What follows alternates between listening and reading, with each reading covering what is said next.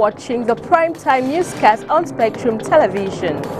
Coming up in this newscast, security officials in Kumba, chief town of Meme Division in the Southwest region, have denotated an explosive device discovered at the Kumba Press Center. Our reporter Catherine Corne will be giving us details in this newscast. Also in this newscast, our reporter Josephine Binzi will be giving us an update on the recent attack on the SDO's convoy to Jikwa.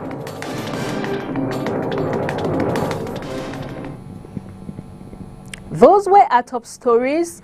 Good evening, ladies and gentlemen. Thanks for joining in on the 6 p.m. primetime English newscast on Spectrum Television.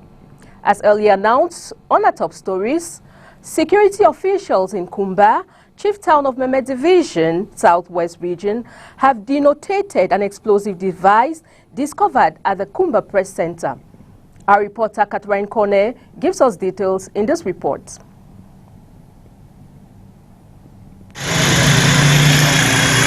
Panic and fear grips the population of Kumba, chief town of the Meme Division Southwest region, following the discovery of an improvised explosive device today, January 7, 2021. It's going directly into the whole town.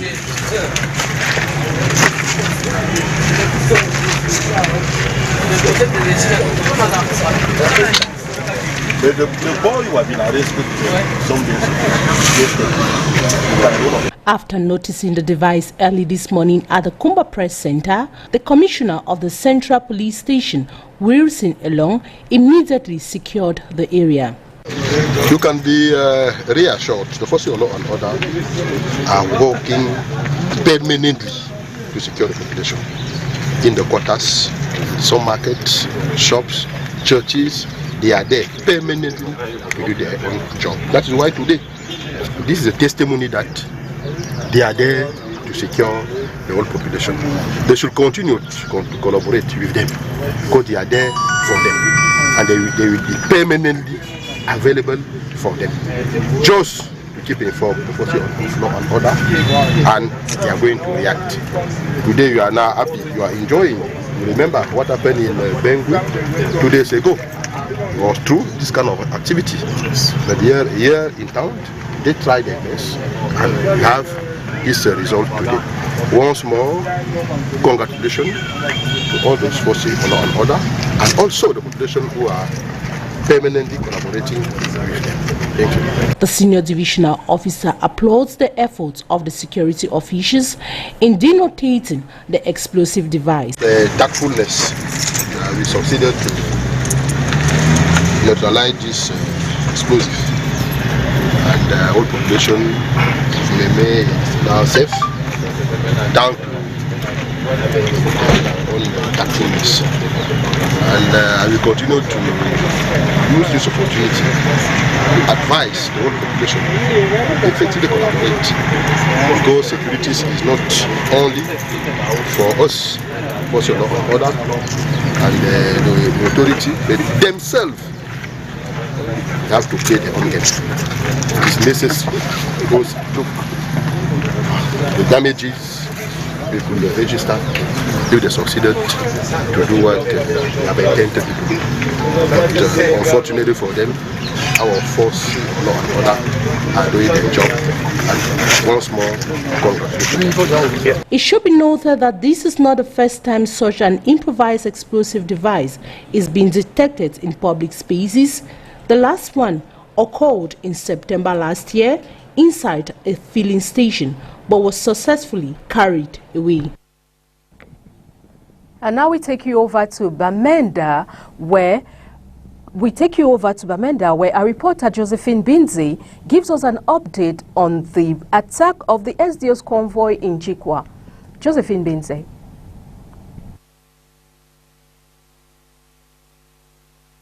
6th January 2021, Rebecca Lewisi Jeme, Divisional Delegate for Communication in Momo, alongside 4 elements of defense and security forces, have been casualties of an ambush of the senior divisional officers' convoy by separatist rebels in Jikwa in the northwest region of Cameroon. This happened as they were returning from the installation ceremony of Hara Ama Atangana Maxim and Benjamin Belinga, the new divisional officers of Njikwa and Andek, respectively, where a locally fabricated improvised explosive device constituting poisonous gas and strong destructive capacities targeted the convoy and was denotated by separatist fighters, according to an official communique signed by the Minister of Communication, Emmanuel Rene Sadi. The senior divisional officer for Momo, Fuda Etaba Benoit Nikes, survived the attack. 3 persons sustained injuries, while enormous material damage was also recorded. Many on social media outlets describe Rebecca Lewisi as committed, hardworking and a patriotic Cameroonian ready to serve her country in the most difficult circumstances. Her demise, alongside others, comes 48 hours after the United States Senate issued a bipartisan resolution calling on a ceasefire and extrajudicial killings from non-state armed fighters and government. The U.S. Senate resolution pointed out that they would consider targeted sanctions on both sides should they not call on dialogue and ceasefire.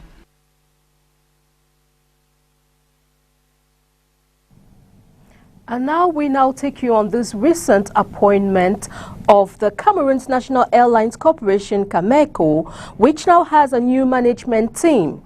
Elangema Jean-Christophe is the new captain to rock the boat of Cameco. Another one, the chairman of the board of directors in the person of Ayem Mogué and Alexandre Fauchivet in the functions of deputy general manager. This new team arrives less than 2 years after the appointment of the previous one led by the Minister of Transport Jean-Ernest Ngale Bibé in the role of board chair and Louis-Georges Njipendi as CEO. A new trio that replaces the previous one, which has as CEO Enes Dikum, then sacked. This whilst has become customary since the creation of the structure in 2011. We wish them good luck ahead of the challenges that await them. And now we take you on the streets of Douala, where some inhabitants have expressed their reaction. Well, sorry about that. Again, to put on your face masks, to wash your hands regularly, and to consult a physician or any other health personnel if you notice any symptoms. This sparked calls from the head of state, President Paul Biya, in his December 31 speech for Cameroonians to strictly adhere to COVID-19 barrier measures. Some inhabitants in Douala still continue in their lukewarm spirit towards these sanitary rules, with reasons advanced being We heard the head of state's speech. He doesn't love me more than myself. It's true COVID-19 is still an actuality, but since I haven't seen any cops from COVID-19. Non, je ne mets pas le cas simplement parce que c'est vrai on croit à la maladie, mais la chaleur est autre. I don't wear a face mask because places are hot. And for a while now, it seems this COVID-19 is finished. I did listen to the head of state's speech, but we don't hear much of COVID-19 in our neighborhoods or even on TV. So we are not motivated towards respecting barrier measures. Besides, we don't see these COVID-19 cases, we just hear of them. Et puis on ne rencontre pas trop de cas, on entend seulement. Ça aussi, c'est mentionné. Corona, déjà. Biblically, corona is a diabolic sign. When you define corona, C is the third letter. When you sum everything, it's 66. And the 6 letters of corona, it's 666. Mark of the devil. That's why I don't wear my face mask. Others on their part try respecting them by wearing their face mask, but find it difficult to keep up due to the uneasiness. I wear my face mask, but when I wear it for a long time, I feel suffocated. It's not only for COVID-19. Face masks help protect one against dust and cold. With the COVID-19 pandemic still present in the world and the threats of a third wave contamination, it is imperative to respect barrier measures so as to help prevent its spread. Raison de COVID-19. I wear my mask to limit and prevent the COVID-19 virus. According to health experts, the number of COVID-19 cases skyrocketed during the December festivities. Statistics from the Public Health Minister, which dates 25th December, shows that Cameroon has more than 26,000 COVID-19 cases, with over 446 deaths and more than 24,000 recoveries. 2020 wasn't a good year in all sectors. Just as falling economic standards were noticed, this equally applied in several other walks of life. This happened to be the case of traders on the Dokoti market who are decrying the slow pace in their businesses after Christmas and New Year. Our reporter Catherine Corne was at the Dokoti market and she gives us details in this report. Operations and routine activities seems to be relatively timid at the Dokoti market in the Douala 3 municipality, few days after the celebration of Christmas and New Year.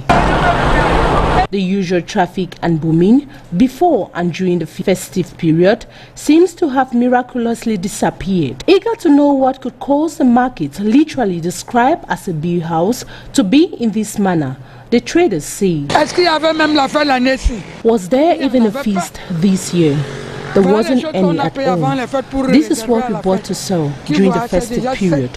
But as you can see, it's already dry. I came here 2 days ago and went back home with just 2,000 francs CFA. I had to eat and drink, and at the end, I was left with just 1,500 francs CFA. She added that though sales are slow, the prices of goods remain the same. The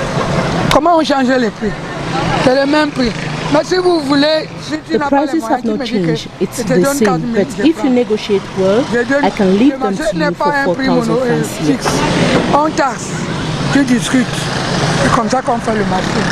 However, these traders reveal that despite the slow pace of business, council officials still roam around to collect money from them on the space they occupy. They urge the authorities in charge to look into the situation they are presently facing.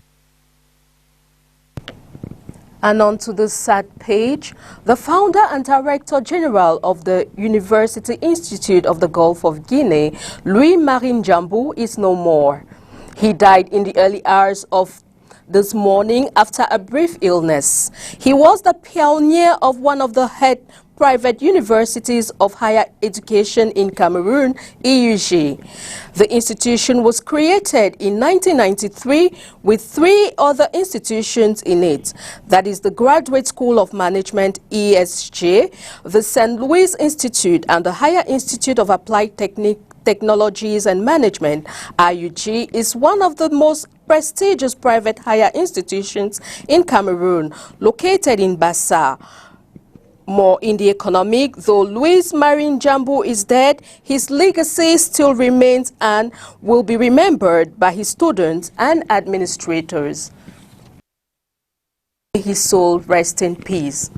We now take you over to our international page, where hours after thousands of President Donald Trump supporters stormed the Capitol building yesterday, January 6, 2021, red-tailed members of the U.S. Congress have reconvened to resume counting electoral votes from the November election.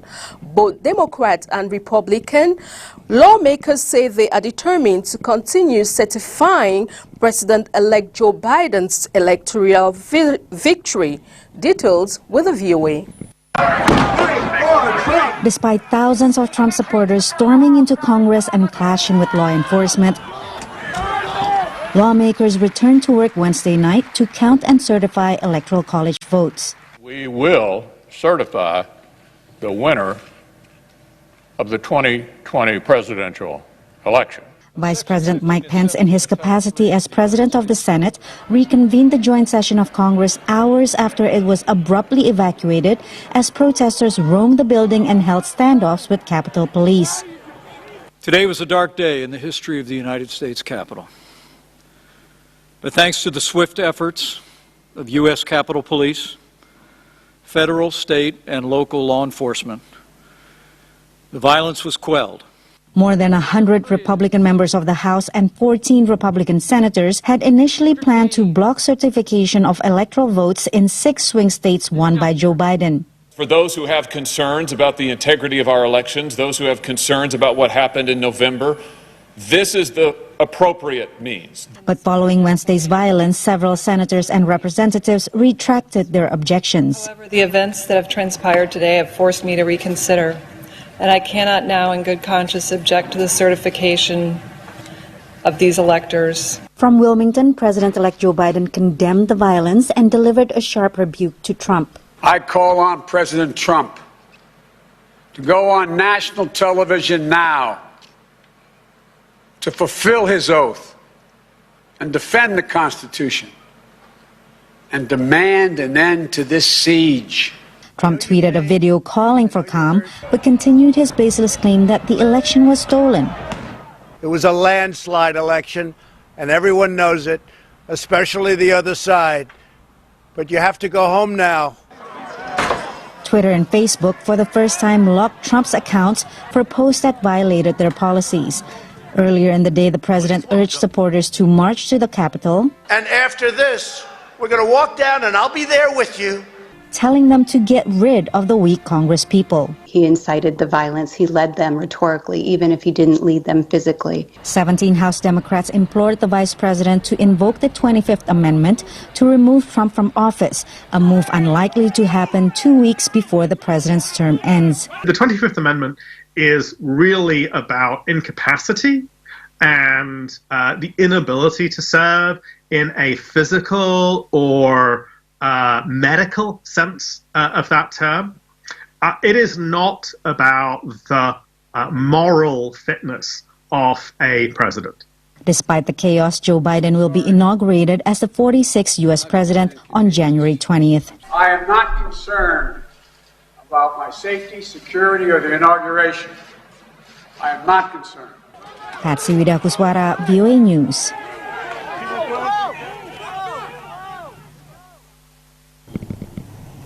We now take you over to the streets of Douala, where some Cameroonians have expressed dissatisfaction over the ongoing difficulty in the transition of power in the U.S. from Trump to Biden. Josephine Binzi captured some of their reactions in this report. Many Cameroonians have decried and made a mockery of the ongoing protests in the U.S. Capitol on Wednesday as swarms of protesters supporting outgoing U.S. President Donald Trump stormed the building in an attempt to force Congress to undo Trump's election laws. The entire world is observing the U.S. as leader of democracy and the free world as the police threw tear gas to protesters who marched through the halls of Congress. Many Cameroonians on their Twitter handles have either called it a mess or compared the complicated transition of power in the U.S. like a third world country. Another Cameroonian Twitter user thinks election ballot boxes in future may be corrupted with fraud and many will justify their actions from the U.S. Others are concerned about how the police is handling the tentative insurrection as most protesters are whites and far-right extremists. The chaotic scenes occurred hours after former President Donald Trump addressed thousands of protesters and repeated false claims that elections were stolen from him due to widespread fraud. We will never give up. We will never concede. It doesn't happen. You don't concede when there's theft involved. Others have gone further to call democracy a lie, as the U.S. has failed in all ramifications.